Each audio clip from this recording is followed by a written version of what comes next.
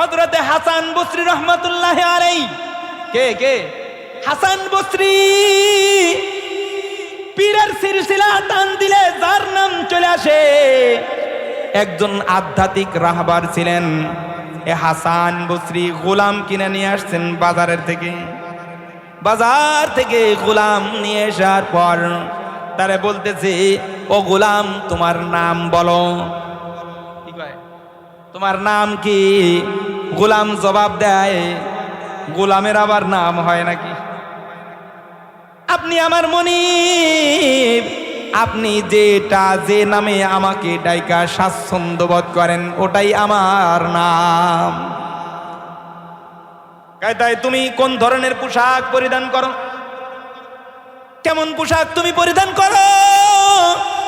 গোলামের জবাব দেয়, আপনি আমার মালিক। গোলামের কোনো আবার রুচি আছে নাকি রে? গোলাম তো মনিব যা খাওয়ায়া স্বাচ্ছন্দ্য বোধ করে তাই সে খায়। তার মানে আমার কোনো রুচি নাই, আমার কোনো চাহিদা নাই। আপনি যা খাওয়াবেন সেটাই আমার পছন্দ। কয়টাই গোলাম রে, তুমি কোন ধরনের পোশাক পরিধান করো? কোনটা পরতে তুমি ভালোবাসো? কয় মনিব রে, আপনি আমার মনিব, আমি আপনার গোলাম। আপনি যেই ধরনের পোশাক পরিধান করান ও ধরনের পোশাক কি আমার কাছে পছন্দনীয়। আমার কাছে নতুন কোনো পোশাকের কি কোনো চাহিদা নাই। এই তিন জবাব যখন দিয়েছে, হযরতে হাসান বসরি সাথে সাথে আল্লাহু আকবার বলে চিৎকার দিয়া বেহুশ হয়ে পড়ে গেছে। হুশ ফেরার পরে বলতেছে, বাইরে তোরে আমি আজাদ করে দিলাম। আরো জোরে সরে বলেন আল্লাহু আকবার। কয় তোরে আমি আজাদ করে দিলাম। গোলাম কয়, না না, আপনি আমার এই খেদমতের জন্য ক্রয় করেছিলেন, আজাদ কেন করেন? কোনো খেদমত তো আমি আপনার করি নাই। কই রে, কোনো গোলামি তো আমি আপনার এখনো করি নাই, কোনো কাজ তো এখনো আপনি আমারে দিয়া করার নাই, তাহলে কোন কারণে আপনি আমারে আজাদ করে দিলেন? হযরতে হাসান বসরি বলে, কয় ব্যাপারটা আমি অন্তর দিয়া দেখেছি। তুমি আমারে গোলামি শিখাইছো, তোমারে আমি তৈরি করি নাই, তোমার চোখ আমি বানাই নাই, তোমার কানটাও আমি বানাই নাই, তোমার শরীরটাও আমি বানাই নাই, কেবল কিছু অর্থ দিয়া তোমারে আমি ক্রয় করে নিয়ে এসেছি। তারপরেও তুমি তোমার রেজাবন্দি সব কিছু আমার উপরে দিয়ে দিলা। তাইলে আমার আল্লাহ, যে আল্লাহ আমারে চোখ দিলেন, যে আল্লাহ আমারে হাত পা দিলেন, যে আল্লাহ তাআলা আমারে অস্তিত্বে আনয়ন করলেন, তার কেমন গোলামি করা দরকার? শিখছে। তাহলে বলেছিলাম সম্পর্ক করতে হলে গোলামি করতে হবে। কি করতে হবে? কোন গোলামি করতে হবে তার একটা প্রমাণ আবার নেন। গোলামি বলা হয় যা নির্দেশ করেছে তা পালন করার নাম। যা নির্দেশ করেছে তা পালন করার নাম কি? নাকি না মানার নাম গোলামি? হ্যাঁ, পালন করার নাম গোলামি। দেখেন আমরা সবাই নামাজের মধ্যে পড়তেছি ইয়াকা নাবুদু, ইয়াকা নাবুদু। প্রতিদিন প্রত্যেকটা নামাজের মধ্যে পড়তেছি ইয়াকা নাবুদু। নিঃসন্দেহে আমরা আপনার গোলামি করি। কারে কয়? আল্লাহকে বলে, মালিক রে, আমরা আপনার গোলামি করি। তার মানে আমার হাত আপনার গোলামি করে, আমার জবান আপনার গোলামি করে, আমার পা আপনার গোলামি করে, আমার পুরা শরীর আপনার গোলামি করে। এই কথাটা প্রত্যেকটা নামাজের প্রতি রাকাতে আল্লাহ তাআলাকে সবাই বলতেছি। সবাই বলে না? আসলে কি তাই নাকি? আসলে কি তাই? এ মিয়া, আল্লাহকে বলতেছি, মালিক রে, আমার সকল অঙ্গ দিয়ে আমি গোলামি করি, কিন্তু কই রে, মসজিদ থেকে বের হওয়ার পরে তুমি চোখ দিয়ে যা না দেখতে বলেছেন তার দিকে তাকায়া থাকো। কোথায় গেল গোলামি? আল্লাহ তাআলা চোখ দান করেছেন, চোখ কোথায় ব্যবহার করবা সেটা আল্লাহ তাআলা তোমারে বলে দিছেন। যেখানে সেখানে তুমি চোখের ব্যবহার করবার পারমিশন পাও নাই, ঠিক না বেটি?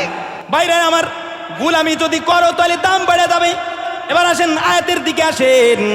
আল্লাহ তাআলা বলেন, মান আমিলা সালিহাম মিন যাকারিন আও উনসা, তোমাদের মধ্যে পুরুষ নারীর মধ্যে থেকে আল্লাহ দুই শ্রেণীর কথা বলেছেন। কয় শ্রেণী? পুরুষ এবং নারী, পুরুষ এবং নারী, পুরুষ এবং নারী উভয় জনের কথা আল্লাহ তাআলা বলেছেন। এখানে কিছু মাসআলা বলে দিতে হবে। এক নম্বর, পুরুষ এবং নারী দুই শ্রেণীর কথা আল্লাহ তাআলা বলছেন। তার মানে আল্লাহ তাআলা বলতে চান, তোমাদের মধ্যে থেকে যদি কোনো ব্যক্তি শান্তি চায়, সে যদি পুরুষ হয় তারও গোলামি করতে হবে, সে যদি নারী হয় তারও গোলামি করতে হবে। নারী পুরুষ এদের মধ্যে থেকে কেউ যদি গোলামি না করে তাহলে এই লোকটাকে আল্লাহ তাআলা শান্তি দিবে না। এখন কেউ কেউ আবার কইতে পারে, হুজুর কোন কি এই পশ্চিমারা ইউরোপিয়ানরা ওরা কার গোলামি করে? কোথায় আল্লাহর গোলামি করে? নামাজ কালাম কয়েক তো পড়ে, কই ওরা দি বিশাল উন্নত দেশ। মনে মনে কেউ কইতে পারে। এ বাইরে অনেকে আবার চিন্তা করতে পারে, দাদারাদি দেশের দিনের পর দিন উন্নতি হয়ে যাইতেছে, ইউরোপ আমেরিকার দেশগুলাতে উন্নতি করতেছে, কই তারা তো নামাজ কালাম পড়ে না, তারা দি বেশ শান্তিতে আছে। কয় না রে ভাই, আসলে কিন্তু তারা শান্তিতে নাই। কিসে নাই? আসলে শান্তিতে নাই। কয় প্রমাণ কি? এ মিয়া, আপনি পত্রিকাগুলোর খবর লন, দেখেন সারা পৃথিবীর মধ্যে আত্মহত্যা কোন দেশের মানুষ বেশি করে? এ মিয়া, কোন দেশের মানুষ সবচেয়ে বেশি আত্মহত্যা করে?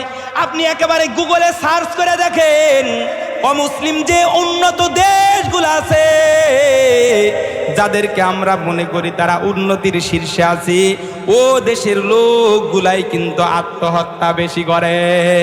কেন করে? কারণ টাকা দিয়া এয়ার কন্ডিশন কিনা যায়, টাকা দিয়া ফ্যান কেনা যায়, টাকা দিয়া বিল্ডিং বানানো যায়, কিন্তু টাকা দিয়া কলিজা ঠান্ডা করা যায় না। কলিজা ঠান্ডা হবে একমাত্র আল্লাহ তাআলার সাথে কানেকশন করলে, আল্লাহ তাআলার সাথে সম্পর্ক করলে। যদি তার সাথে সম্পর্ক করে ফেলায় তবেই কলিজা ঠান্ডা হবে, নাইলে হবে না। এই জন্যই তো বড় বড় বুজুর্গানে দিন যারা ছিলেন, বাড়ি নাই, ঘর নাই, রাস্তার পাশে ঘুমায় থাকছে, কিন্তু তারা বলছে আমরা সবচাইতে সুখী মানুষ। দিন দিন উন্নত শিখরে পৌঁছায় যেতেছে, আর মানুষ আত্মহত্যাও বাড়াই দিতেছে, ঠিক না ভাই? ঠিক তো বলতেছিলাম, পুরুষ আর নারী, এই যে পুরুষ আর নারী, এটাকে আল্লাহ তাআলা কিয়ামতের ময়দানে 4 ভাগ করে ফেলবেন। আজ করে বলেন কয় ভাগ করবেন? পুরুষ নারী মানে স্বামী আর স্ত্রী। দুনিয়ার মধ্যে যারা স্বামী আর স্ত্রী থাকবে, আল্লাহ তাআলা এদেরকে কিয়ামতের ময়দানে 4 ভাগ করে ফেলবেন। এক শ্রেণীর নারী আর পুরুষ থাকবে, ওরা সফল কাম সৌভাগ্যবান। ওরা কি? ওরা সফল কাম আর সৌভাগ্যবান হয়ে যাবে। আল্লাহ তাআলা তাদেরকে দুইজনকে জান্নাতে দিয়ে দিবেন, উভয়জন জান্নাতে চলে যাবে, তার স্ত্রীকে নিয়ে সে জান্নাতে থাকবে। এখন আবার অনেক যুবক ভাই, বৃদ্ধ বাবা মনে করতে পারেন, না আমার পুরীর সাথে আমি জান্নাতে যাব না। কেন? ওই যেই জ্বালাইছে আমারে। হ্যাঁ, যুবক ভাই এবার চিন্তা করতে পারেন না, এইটারে লই আমি জান্নাতে থাকবো না। কারণ বিয়ে করার সময় আমার নিজের পছন্দ করে বিয়ে করে নেই, বাপে চাপাই দিছিল, না কইরা পারি নাই, তারপরে করছি। এখন সাইডাও দিতে পারি না, গলায় বাজায় ফেলাইছি। তাহলে জান্নাতের মধ্যেও এইটারে নিয়ে কেন থাকবো? কয় না, এইটারে নিয়ে জান্নাতে যাব না। তাদের এই প্রশ্নের সমাধান, এই চিন্তার সমাধান আল্লাহ তাআলা কোরআন শরীফের মধ্যে আবার দিয়ে দিয়েছেন। আল্লাহ তাআলা তাদের কথা কোরআন শরীফের মধ্যে কয়, ইন্না আনশানাহুন্না ইনশা ফাজালনাহুন্না আবকারা উরবান আতরাবা। আল্লাহ তাআলা বলেন, এই যে পুরুষ তার স্ত্রীকে নিয়ে জান্নাতে যাবে, এখানে একটু দোয়া করি, আল্লাহ তাআলা আমাদের সবাইকে যেন নিজের স্ত্রী নিয়ে জান্নাতে যাওয়ার তৌফিক দান করে। আরো জোরে সরে বলেন আমিন। আল্লাহ তাআলা বলে এই যে স্ত্রীগুলা যে আছে, মাঝখান দিয়ে একটা কথা বলি, পিছনে জায়গা হইতেছে না, বাজানরা একটু আগায় বসবেন, শীত তো বেশি পড়ে নাই, একটু আগায় বসেন, সামনে যেন কোনো ফাঁকা জায়গা না থাকে। এই পূরণ করতে করতে একটা হাদিস কমু, একটা হাদিস কই, রাসূল সাল্লাল্লাহু আলাইহি সাল্লাম কই আপনারা দিয়া গান না তাই কমু কে? রাসূল সাল্লাল্লাহু আলাইহি সাল্লাম মজমার মধ্যে একটা ছোট ঘরের মধ্যে ওয়াজ করতেছেন, তো ঘর ভরে গেছে। ঘর কি হয়েছে? ভরে গেছে। এখন কিছুক্ষণ পরে একজন আসছে, আসার পরে রাসূল সাল্লাল্লাহু আলাইহি সাল্লাম কয় তাফাসসাহু ইয়াফসাহিল্লাহু লাকুম, তোমরা সবাই আনেওয়ালা ব্যক্তির জন্য জায়গা করে দাও, আল্লাহ তাআলা তোমাদের জন্য জান্নাতে জায়গা করে দিবেন। এই কথা যখন বলছে, যার যার সামনে জায়গা ছিল পূরণ করে নিছে, কারণ রাসূল সাল্লাল্লাহু আলাইহি ওয়াসাল্লাম যখন যেটা বলতেন তখন সাথে সাথে সবাই সেটা পালন করছে এবং আজীবন করছে, কোনোদিন তারা ছাড়ে নাই। আর এখন তো আমরা ওয়াজ টোয়াজ শুই না, একেবারে হারারাই তো আসি না, ফজরের নামাজও পড়তে আসে না, ওয়াজ খাল পার করি না। ওয়াজ কি করি না? খাল পার করি না। এই যে সামনে তো আপনি খাল পার করতেছেন না, এটাও জ্ঞান। পরে জায়গা তো সামনে পূরণ হয়ে গেছে সব, এখন কিছুক্ষণ পর আবার আরেকজন আসছে, বুঝছেন? আরেকজন আসছে, রাসূল সাল্লাল্লাহু আলাইহি ওয়াসাল্লাম বলতেছেন তাফাসসাহু ইয়াফসাহিল্লাহু লাকুম, জায়গা কিন্তু আগে কি হয়ে গেছে? ভরে গেছে। রাসূল বলেন তাফাসসাহু ইয়াফসাহিল্লাহু লাকুম, আগাও আগাও, আনওয়ালার জন্য জায়গা ছেড়ে দাও, আল্লাহ তোমারে জান্নাতে জায়গা করে দিবেন। এই কথা যখন বলেছে, সাহাবায়ে কেরামের সামনে জায়গা নাই, তারপরে চাইবে চাইবে বসছে। কিছুক্ষণ পর আবার যখন আরেকজন এসেছে, একই কথা বলেছে, কিন্তু আগানের মতো কোনো জায়গা নাই, একেবারে পাট সাজানের মতো গাদাইছে, ডগমগ, কোনো জায়গা নাই। কিন্তু তারপরেও সাহাবায়ে কেরাম যারা আছেন তারা মাথাটার একটু ঝাঁকি দিচ্ছে সামনের দিক, বডি তো আটকে গেছে। এরপরে রাসূল বলেন, আমার সাহাবায়ে কেরাম শোনো, আমি নিজে দেখেছি তোমাদের সামনে খালি জায়গা নাই, তারপরেও তোমাদেরকে আগায় আসতে বলেছি, কারণ কি জানো? এই যে তোমরা মাথা সামনের দিকে একটু ঝুঁকাইছো, এতটুকু তোমরা ইলম শিখার জন্য অগ্রসর হয়েছো, এতটুকু রাস্তার কারণে আল্লাহ তোমাদের 500 বছরের জান্নাতের রাস্তা আগায় দিছে। এজন্য কারা কারা 500 বছর আগে জান্নাতে যাইতে চান, তারা আগায় আসেন, মেহেরবানি করে আগায় আসেন। আর আগামীতে একটু বড় জায়গা ওয়াজ দিবেন বা এই পর্দা টর্দা খুলে দিবেন, এতটুকু জায়গা দিচ্ছেন মিয়া, মানুষ প্রত্যেক বছরই জায়গা হয় না।